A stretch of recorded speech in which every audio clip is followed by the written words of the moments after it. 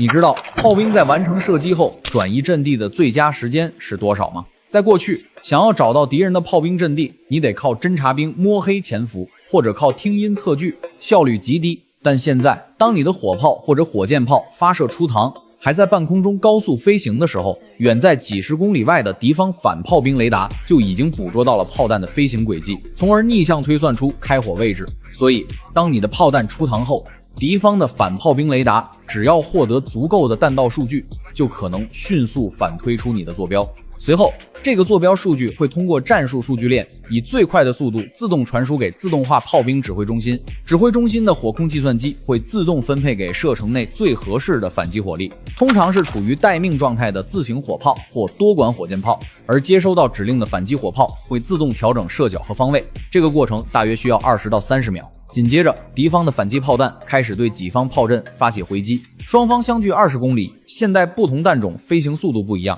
絕大多數炮彈在空中的飛行時間通常都在幾十秒，如果對方反應稍慢或者火控系統不夠自動化，這個時間可能會延長。但如果對方擁有完善的反炮兵雷達、無人機、數字化火力指揮系統，再加上已經處於待命狀態的火炮，你在同一個陣地停留超過3分鐘，就有很大概率挨炸。就拿近幾年俄烏戰場的炮兵來舉例，美國陸軍2026年發表的炮兵專業文章指出，俄烏雙方炮兵已經習慣在2分鐘以內完成射擊陣地轉移，而一些現代炮兵單位甚至能夠在不到1分鐘的時間內完成轉移。文章還指出，傳統反炮兵流程包括發現、識別、處理目標、傳輸數據、火炮調炮以及炮彈飛行時間，在某些情況下可能已經超過目標炮兵的生存窗口，等到反擊炮彈落下的時候，炮位可能已經空了。所以想要在反擊火力到達前撤離，火炮必須具備極高的機動性和自動化程度。就拿高機動火箭炮為例，為什麼這玩意兒極難被摧毀？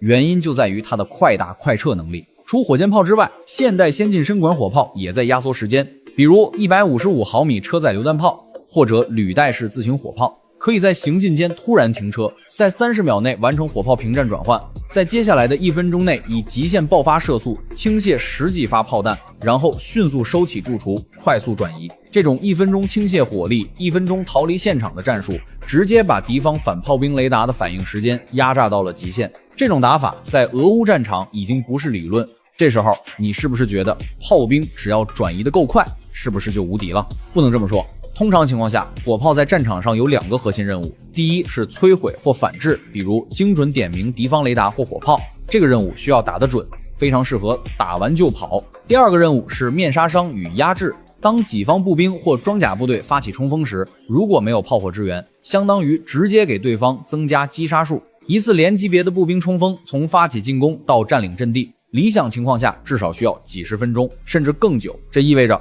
炮兵必須在這段時間內持續向敵方陣地傾瀉火力，提供壓制掩護。這時候就陷入了死循環，步兵需要你連續開火掩護他們，但敵方的反炮兵雷達規定了，你在這個地方停留時間越長，越容易挨炸。該怎麼辦？在真實的現代高強度對抗中，我們經常看到雙方的進攻因為失去炮火掩護而陷入被動，根本原因就在於炮兵自身難保，無法提供長時間的持續火力壓制。於是現代軍隊只能依靠擁有更遠射程的火炮，在敵方反擊雷達的盲區外開火，或者呼叫空軍出動戰鬥機，把對面的雷達和炮陣給炸了。這也正是為什麼現代戰爭必須是多兵種聯合作戰的原因了。總的來說，在沒有制空權、雙方都有完善反炮兵體系的現代戰場上，一門火炮開火後，最佳的轉移時間窗口絕對不能超過2分鐘。